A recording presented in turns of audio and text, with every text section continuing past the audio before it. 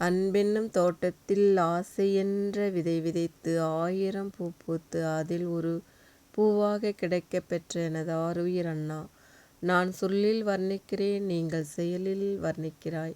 நான் கஷ்டமென்று துடித்துப் போய் முறையிட்டால் உடனே என்னவென்று கேட்டு அதற்கு அறிந்து எனக்கென்ன தேவையோ அதை வாங்கி வைத்து என்னை மகிழ்ச்சியில் ஆழ்த்துகிறாய் அண்ணே!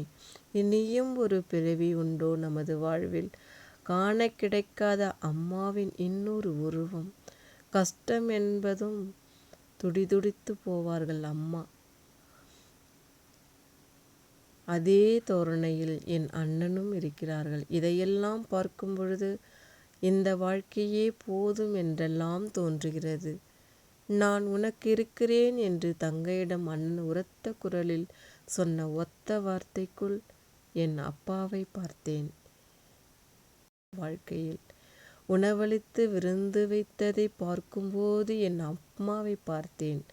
ஆக மொத்தத்தில் என் அண்ணன்களின் பாசம் என் மனதை மகிழ வைத்தது. பசிபிக்கடல் வற்றினாலும் பாசக்கடல் வற்றாது.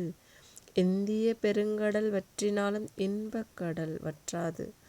ஆக மொத்தத்தில் இறைவன் எனக்கு கொடுத்த வரம்